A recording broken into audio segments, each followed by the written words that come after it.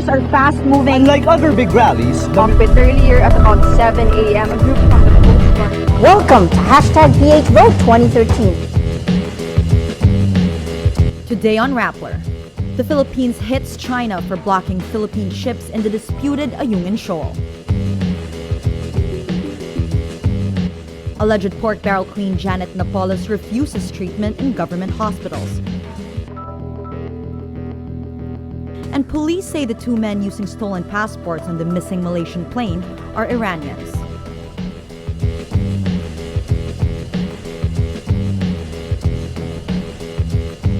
Hello, I'm Natasha Gutierrez sitting in for Maria Ressa. Welcome to Rappler, your social news network. The Philippines protests China's latest moves in the disputed Ayungin Shoal in the West Philippine Sea or South China Sea.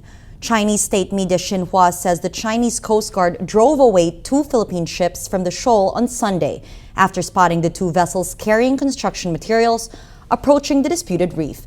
Philippine Foreign Affairs spokesman Raul Hernandez says China used a megaphone, sirens, and a digital signboard to drive civilian vessels away. He also says the vessels were contracted by the Philippine Navy to, quote, conduct rotation of personnel and resupply operations. A stranded Philippine warship remains in Ayungin and serves as a military detachment. China wants the Philippines to withdraw the ship. The DFA says it also urged China to desist from any further interference with the Philippines' efforts to resupply its troops in Ayungin. The latest incident comes after earlier reports that China used water cannons to drive local fishermen away from the disputed Panatag Shoal. The Philippines has filed a case against China before an international court. China claims the entire South China Sea, despite competing claims from neighboring countries. The Court of Appeals, or CA, orders the National Bureau of Investigation and the police to explain the arrest and detention of property developer Delphine Lee. The CA also orders authorities to present Lee before the court Wednesday after it approved Lee's habeas corpus petition in a two-page order released Tuesday.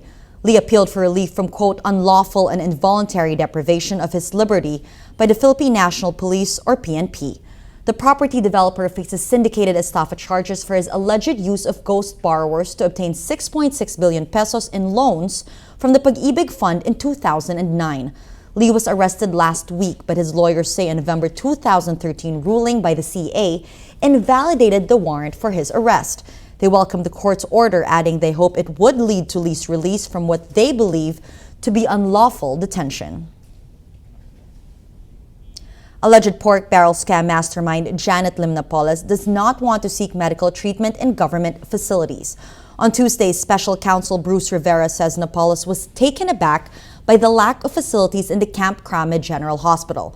Napoles reportedly had a, quote, bad experience at a government hospital during her last medical examination in February. The Crame Hospital had to rent a 2D transvaginal ultrasound machine from the PNP's health service provider. Last week, Napoles filed a new motion for medical surgery and hospital confinement to remove a myoma in her uterus. But this time, Napoles made it clear she did not want to be treated at any government facility. In her motion, she insisted in seeking treatment at St. Luke's Medical Center. Her lawyers list down 3 reasons for her request: modern equipment, relationship with doctors, and a patient's right. Napoles is currently detained at Fort Santo Domingo in Laguna for allegedly detaining former aide Ben Hurluy. For our social media post of the day, Janet Napoles' dislike for government hospitals sparks outrage from netizens. Alvin Aledo says beggars cannot be choosers, and criminals do not deserve to have their wishes to be granted. Ulysses Ralon says it is not part of being a prisoner that most of your liberties are forfeited. Otherwise, if she has all the discretion, there is no difference between a prisoner and a free man. Philippine Military Academy cadet Aldrin Jeff Cudilla loses his appeal. He won't be graduating on March 16 as the institution decided to uphold the decision of the Honors Committee to dismiss him for violating the Honor Code. Being recommended for dismissal from the Cadet Corps Armed Forces of the Philippines. Major General Lopez made mention that they are reaffirming the first recommendation of the former superintendent as far as the dismissal of Cadet Cudilla. The PMA Honor Committee, a body composed entirely of students, declared him guilty of violating the honor code when he supposedly lied about the reason he was late in one class. The honor code implores cadets not to lie, cheat, steal, or tolerate those who do so. Cudilla, a candidate for class salutatorian, appealed his dismissal. But on Saturday, sources told Rappler it was already known to them that Cudilla would not be among the graduates. During the welcome dinners for Siklab Diwa class on March 4, only 223 cadets were present. Cudilla was the 224th member of the class. Luzon power consumers may expect lower electricity bills for December and January after the Energy Regulatory Commission, or ERC, ordered a cut in the prices at the wholesale electricity spot market, or WESM. The ERC orders WESM operator Philippine Electricity Market Corporation, or PEMC, to calculate and implement regulated prices for the months when the Malampayan natural gas facility in Palawan was on maintenance shutdown. The ERC says lack of competition in WESM resulted in a, quote, contrived supply shortage that drove electricity prices to record highs. Blaming high prices in the WESM, power distributor Meralco imposed a record high 4 peso and 15 centavo per kilowatt hour increase in its rate in December. But the Supreme Court stopped the rate hike following complaints from consumer groups. The search for the missing Malaysian plane that disappeared Saturday enters its 4th day with still no sign of the jet. Malaysian authorities say they're expanding the search area as they continue to look for Malaysia Airlines Flight 370. From a radius of 50 nautical miles, the search zone expands to 100 miles around the area where the plane disappeared over the South China Sea. Authorities are baffled over the disappearance of the plane, with 40 ships and more than 30 planes joining in the search. Beijing blames Kuala Lumpur for the lack of information as tearful relatives of the 153 Chinese passengers expressed frustration with the response effort. Nearly 2/3 of the 239 people on board were from China. Malaysia earlier launched a terror probe after at least 2 of the passengers were found to have traveled on stolen passports. On Tuesday, Malaysian police identified one of the passengers who used a stolen passport, a 19-year-old Iranian man named Puria Noor Mohammed Merdad, but authorities say it's likely he was simply trying to emigrate to Germany. Interpol identifies the other passenger as 29-year-old Delavar Sayed Mohammad Reza. Officials say both had no apparent links to terror groups. Let's now look at Rappler's Wrap for today, a list of the 10 most important events around the world you shouldn't miss. At number 4, pilot and CNN columnist Bill Palmer explains the lack of clues on the disappearance of Malaysia Airlines Flight 370. Palmer says the lack of a distress call is, quote, not particularly perplexing. He says from a pilot's perspective, calls to ground personnel could do little to help the immediate situation. Palmer says the investigation may have parallels to Air France 447, which crashed in the ocean beyond radar coverage north of Brazil in June 2009. It was the last passenger jet to mysteriously disappear before MH370. Findings showed electrical problems contributed to the Air France disaster. At number 8, former intelligence contractor Edward Snowden says he does not regret leaking the mass spying programs of the U.S. National Security Agency, or NSA. He says it sparked a needed public debate on spying, benefiting every society in the world. In a Google Hangout from Russia to the South by Southwest Festival in Austin, Texas, Snowden says he revealed the NSA's programs to foster a better civic understanding of classified information. He adds that the key factor is accountability and that the U.S. Congress needs a watchdog to oversee the NSA. Snowden is charged with espionage in the U.S. and received temporary asylum in Russia. At number 9, researchers in the United States say they developed a prototype blood test able to tell if a healthy person will develop Alzheimer's disease within 3 years. The test is 90% accurate. It looks for 10 signatures of fatty proteins called lipids. Researchers say the test could help families make early decisions on how to take care of relatives developing Alzheimer's. It could also help find a treatment to the fatal degenerative disease. Alzheimer's is caused by toxic proteins that destroy brain cells. The World Health Organization says around 35 million people have the disease. And at number 10, it's official. Britain's Prince Harry is off the market. The prince and his longtime girlfriend Cristina Bonas were spotted in a public engagement for the first time Friday. Public appearances over the weekend suggest the relationship between the two is now official. The media first reported Harry's relationship with Bonas in July 2012.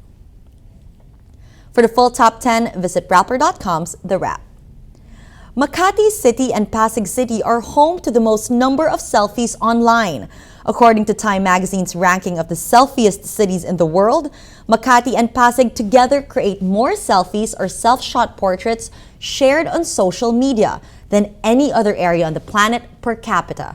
The Philippines' financial capital and its neighbor have 258 selfie takers for every 100,000 citizens. Other Philippine cities make it to the roster. Cebu City comes in at number 6, and Baguio City, Quezon City, and Iloilo City make it to the top 100. This comes as no surprise with the Philippines called the social media capital of the world. There are over 30 million Filipinos on Facebook alone. New York City comes in next after Makati and Pasig, with the Manhattan borough boasting 202 selfie takers per 100,000 citizens. Time plotted out more than 400,000 Instagram photos tagged selfie with geographic coordinates. The Manila run of world-renowned musical Wicked comes to an end. This goodbye came with tears, laughter, and the serenade. G. Tanji reports. Wicked in Manila closes its curtain after a successful run of 42 shows. It's a bittersweet ending for the entire cast.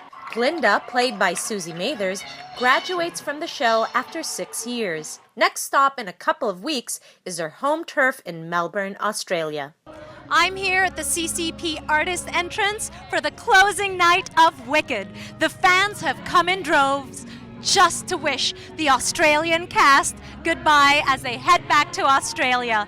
Indeed, it's been a very touching moment. The fans of the show couldn't let the Australian cast go home without a memorable goodbye. They patiently waited for the cast to appear to serenade them with one of the songs from the show, for good. Change for the better, because I knew you. I mean, after tonight, I was tearing up like a 3-year-old on stage. I mean, you guys are amazing. It's, you know, standing ovations every night, so generous, so loving. We're just, so happy to be here. It's sad, it's bittersweet. I'm excited to go home and see my family and friends again, but we'll miss you guys so much. You've been so kind to us. Thank you for having us, sincerely, from our hearts. Overwhelmed. It's so beautiful. Honestly, this is more than any of us expected. We couldn't have asked for a warmer welcome. Galinda and Elphaba are here to greet the fans, Gemma Ricks and Susie Mathers. The Filipinos are in love with them, and they just can't get enough of Wicked. Jen Gaisano, a graduating communications major from Ateneo, organized the serenade for the cast. Gaisano says the show has changed her life. Being changed for good, that's really something that, you know, puts a handprint on our heart. Are you sad they're leaving? Definitely sad. I'm gonna miss them. It's Susie's last season. I've watched Wicked 5 times.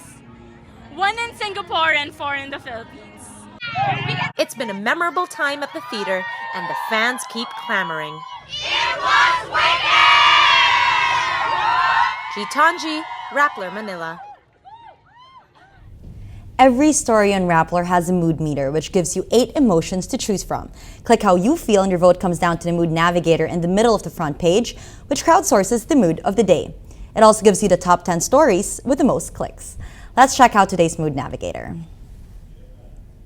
Several different colors in today's Mood Navigator. Let's check out this one on the left. This was on our newscast. Kudia will not graduate from PMA. This has 39% of readers feeling sad, and a significant portion, 32%, feeling angry. Mixed reactions over there. Let's go over here to the right. Of course, everyone's talking about the missing Malaysian plane. Blame game erupts as China hits Malaysia over MH370. This story has 59% of people feeling annoyed, 27% say they're angry, and 8% are sad. And right in the middle, a big blue circle that's hard to ignore. Pizza chain Sbarro files for bankruptcy again. This has 81% of readers feeling sad, and 9% of people say they don't care. All these stories contribute to the mood of the day. Today, most people are sad. That's Rappler's newscast for today, Tuesday, March 11, 2014. Visit Rappler.com and watch our newscast Monday to Friday. Tell us how you feel in our mood meter and help us crowdsource the mood of the day. I'm Natasha Gutierrez. As we say at Rappler, tomorrow begins today.